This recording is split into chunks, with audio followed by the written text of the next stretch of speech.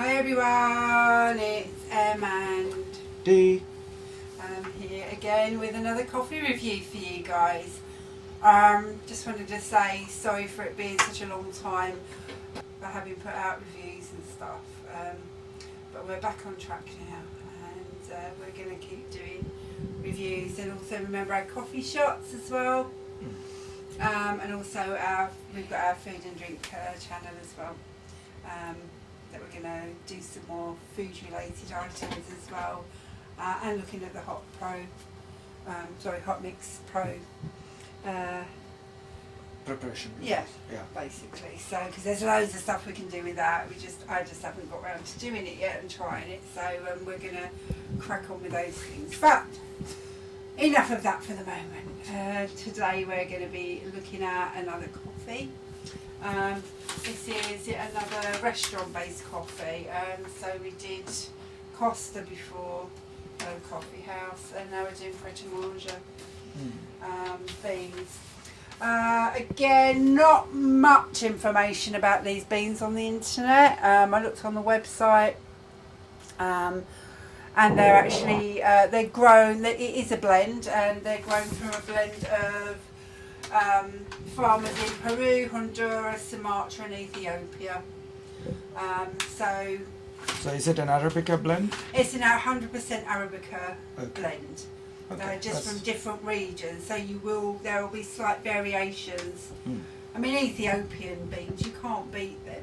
They're awesome. I think Ethiopia's a really good bean producer, probably just because of the heat of the. Well, they also have the southern maximum processes number of over there. varieties. So like if you want to know which is probably the origin of something, you kind of find out where you find the maximum variations. Oh, okay. Yes. And Ethiopia is one of those places where there are maximum varieties of beans in a short, sort of geographical area. Yeah. It's. I mean, you've got some other good ones there as well. Honduras. I find Honduras is a really good bean producer as well, isn't it? Yeah. And Sumatra, but I think for me and you've got Peru, but I think the two there for me are Honduras and the Ethiopian beans. But anyway, there's a nice mix of all of those. They're all organic. I don't know about the processes. I couldn't find much information on how they're processed. I doubt whether it's a natural process. Well, I believe when they do something like a blend and they want to keep their name, I believe what they will be concentrating on is not so much on finding the nitty-gritties, but the end taste. They probably want to keep the end result consistent. Yeah, because also it's kind of different from the people that we get the coffee beans from. So we buy from somewhere called Coffee Compass, and you can get raw green beans that you roast yourself, but you can get some really good different processes that they've been through. You can get those natural processed ones that I really like, that come out all fruity and sweet and delicious. Yeah, you can see our other reviews for roasting. Yeah. So I think we have one that we'll be doing. Yeah.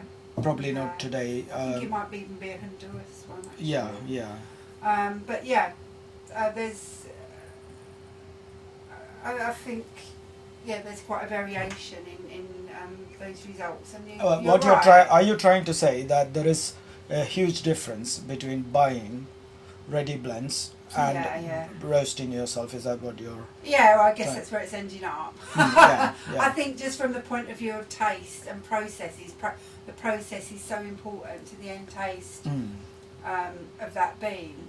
Yes. As in how even when they come over and they're imported raw, not even roasted, I think those processes make a big difference. Whereas I guess if you're mass producing, you're going to get the best you can get for the price, and maybe those beans that are naturally processed do tend to be more expensive because there's more to that process that's gone in, if that makes sense. I think what Emma is also trying to allude to is the commercial companies who are using micro growers, Yeah. what do you call it, micro producers, Yeah, small yeah. farms, Yeah. and naturally processed beans Yeah. are the micro roasters. Yeah. Like what's that? Modern Standard, and Union Union Direct. Union Direct. So they're, That is at least in the UK. Yeah, so Um, those two, they're pretty good on that because they are micro Yeah, yeah. roasters. I Yes. guess. I don't know what you call In it. some ways, people like Um, PRET or MANGER could have gone that route and try to concentrate on taste rather Yeah. than on I other. think- But we'll find out, isn't it? Yeah, We'll see how it I is. think they're saying that this They've is got a as- graph in the back. What's that? I think they're saying it's as good as the shop one that you can get in the shop. So that tells you the predominant flavours. So it's going to be dark chocolate, molasses, and nutty. Okay. Well, we found that Costa was nothing like what they serve in the shop. Yeah. When we reviewed the Costa, we found that what we are able to Average buy and- as the Costa beans in a supermarket is totally, completely different It's a from different quality what you of drink in a beans. Costa Yeah, coffee different shop. quality, You can ask for espresso in a Costa Yeah, coffee yeah. restaurant, and you just get a delicious espresso. I've Yeah, had it It's many very times. drinkable. Yeah, it's fantastic. In fact, I Whereas- was thinking it is actually very good. The one we reviewed wouldn't even get onto our top 20, Yeah. you know, and we've reviewed a lot. Yes. We've Yeah. done a lot of different companies. We've even done Lidl, Aldi, Yeah. you know, Tesco's, Waitrose, Sainsbury's. Whereas they are You saying, know, whereas Pret a Manger is saying that's the same beans they serve, yeah. or at least it tastes similar or something of that sort. So What's their words exactly? what's their word exactly? I don't know.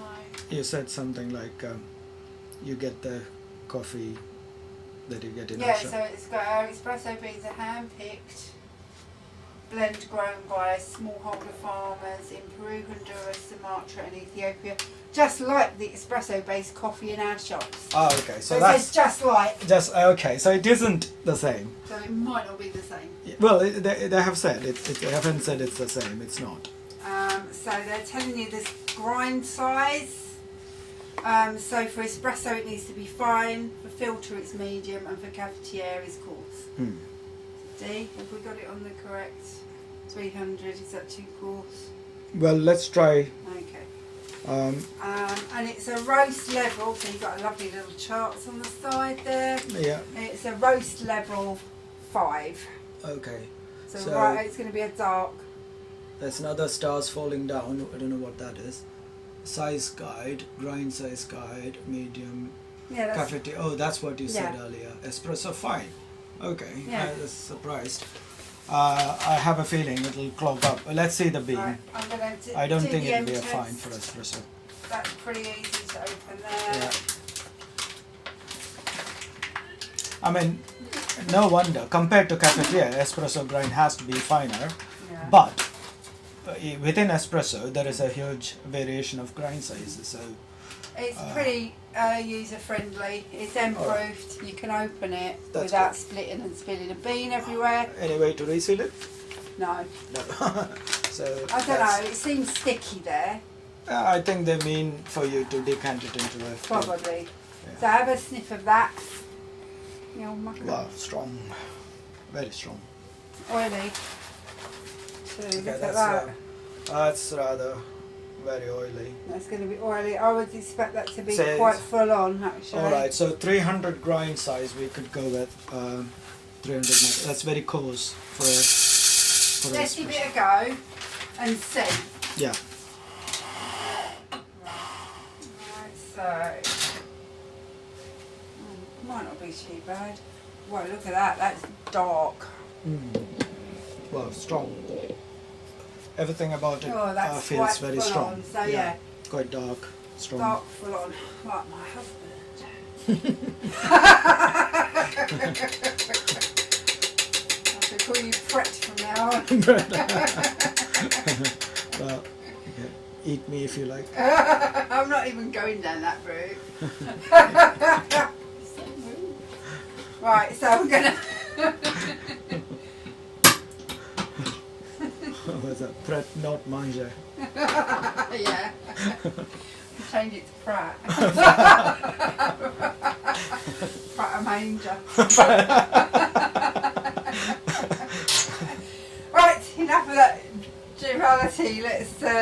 this works. Yeah.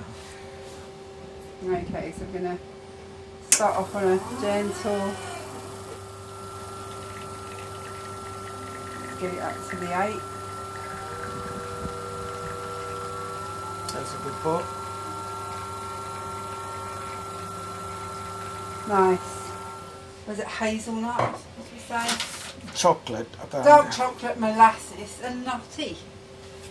There we go. Let's see. Cheers. Cheers.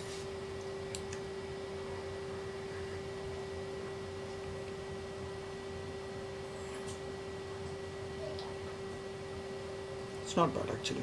Quite like that. That's a nice blend. That's a really palatable blend. It's got quite a strong aftertaste. Mm. However, if you had that with milk or cream, that'd be really pleasant. Yeah, definitely. That'd be really. You could just sit and drink that. That's actually quite drinkable. That would go on to our top 20, I think.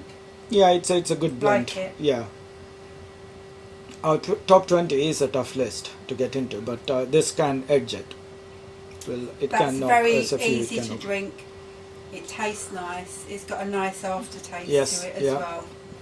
And it pretty There are much no goes defects. with that. Yeah. There are no defects like I don't taste anything medicinal. No. There are no bad things in there.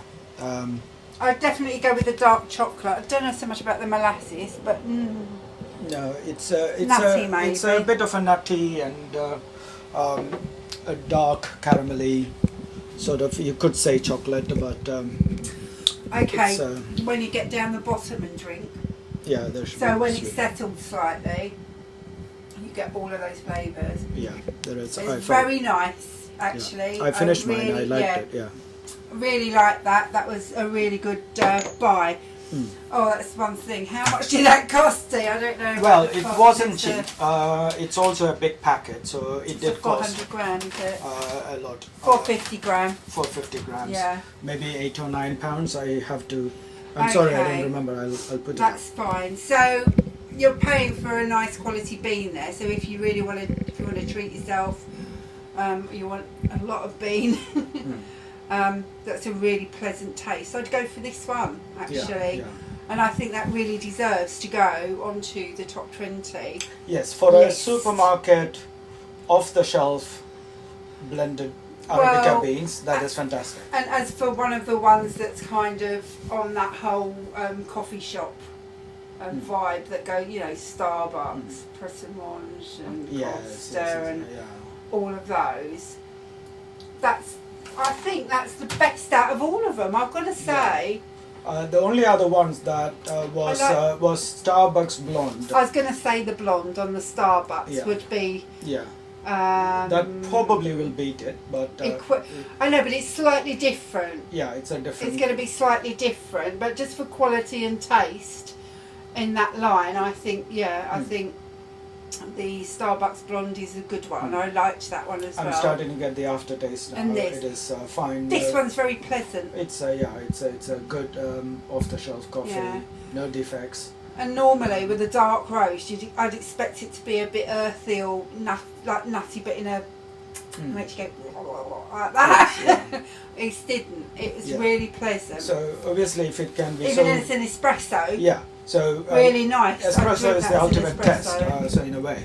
So if it's this good with an espresso, then definitely with any kind of coffee drink, it should be fine. I'd agree. So it's a good off-the-shelf coffee. It compares with microbreweries in a way. Yeah. So what we were. Microbrewery. Sorry, micro roasteries. Am I thinking of beer? I'm thinking of beer. I'm having a beer at the end of this video. It's going on about microbreweries a lot today. Micro roasteries. So I think brilliant. So definitely on the top 20. Definitely worth a buy. I would go and get that as a nice standard coffee to keep in your cupboard. Because you could have that any time of the day, and that would be really delicious, I think. Isn't it? Yes, yeah. Any time of the day would be really, really nice. So thumbs up for the Pret a Manger Espresso blend. All really good places that they've blended from as well. Yeah, yeah. Peru, Honduras, etc. They're all very good. Ethiopia, they're all very good places. Yes, yeah. To get your beans from and source beans from. Yeah. So yeah. Thanks. That's it. Yeah, that's Thumbs great. up from us. Thanks for watching. Yeah, remember Enjoy. to subscribe. We're going to be doing loads more videos. So, alright, brilliant. Thanks. Bye. Cheers. Bye.